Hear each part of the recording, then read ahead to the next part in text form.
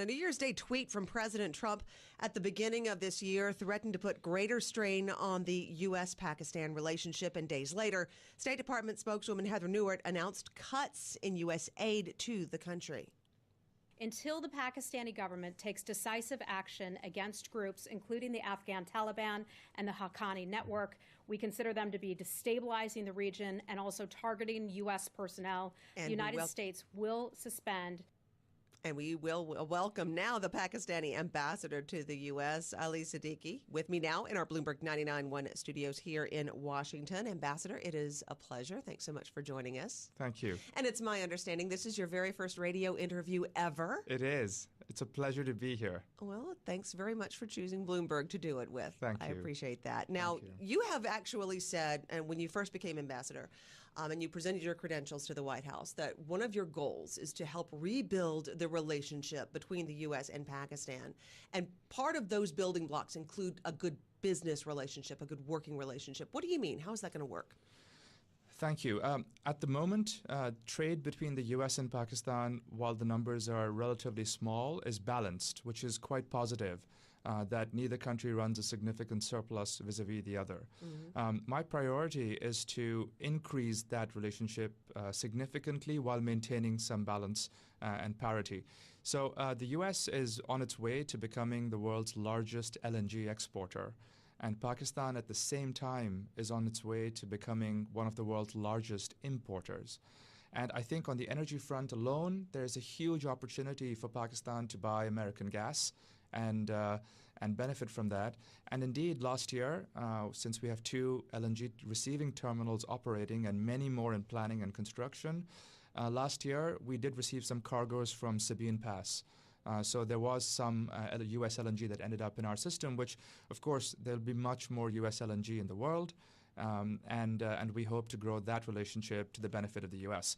On the other side, Pakistan has latent industrial capacity where, the goods we produce, like textiles, we have not been producing up to our capacity because of a shortage of energy. And in the last 3 years, many power plants were in construction, all of whom are coming online now. As they come online, we have the fixed capital investment in those factories. Pakistan can just start producing more textiles. And it would be great as part of that if we can benefit from more market access to the U.S. Now, you were saying earlier that this is your first experience with government in government service. You are a businessman at heart. That is what you have been, not unlike our current president, President Trump. How does that give you an edge when you go to him and talk to him or talk to the administration about these sorts of deals and about these sorts of partnerships? I think there are advantages to being a career government person, and there are advantages to being someone from outside, and including business. I think the current administration has approached investment and trade on the principle of parity, that if the U.S. Is benefiting somebody, they should benefit the U.S. in a roughly equal way. So I think I have a good understanding of that, and I'm fortunate that Pakistan already has parity. Again, the numbers are small, so we need to grow them dramatically. But I think I have a good understanding of where the president is coming from, and I appreciate what he's saying. If I were in his place, I would say the same thing. If the U.S. is benefiting someone, then they should benefit the U.S. back. Is that part of that trade, not aid policy that you want? That's part of it, certainly. I mean, I think investment and trade have to be the priorities, even if there's development assistance. The development assistance can come in the form of aid, but it's a significant portion of it, I believe, must come in commercial ties and commercial debt and commercial equity. And I think countries should be responsible to repay that. And how is Pakistan going to be able to respond to the allegations of not doing enough to fight terrorism, winding up on what they call the gray list as opposed to the black list, with the Financial Action Task Force considering a proposal to censure Pakistan over failure to stamp out financing of terrorism? How do you work with that, get off of that list, and regain the trust? Yeah.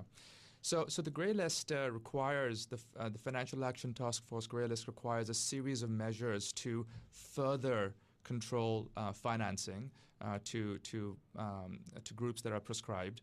And Pakistan previously had been on the Grey List, put measures in place and got off it. But then the goalposts have moved, and now there are more measures required. So Well, the Financial Action Task Force is a multilateral body, so they come up with new and new recommendations.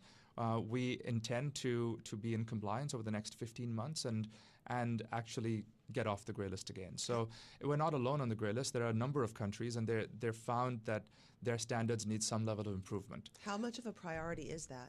It's a high priority. Our finance minister spent the last week in Paris at the headquarters of FATF negotiating that, and we're quite hopeful that we'll be back in compliance. Okay, we only have about 30 seconds left, believe it or not. I just wanted to ask a personal question. Why would you leave the world of high finance and business and the private sector to go into government service?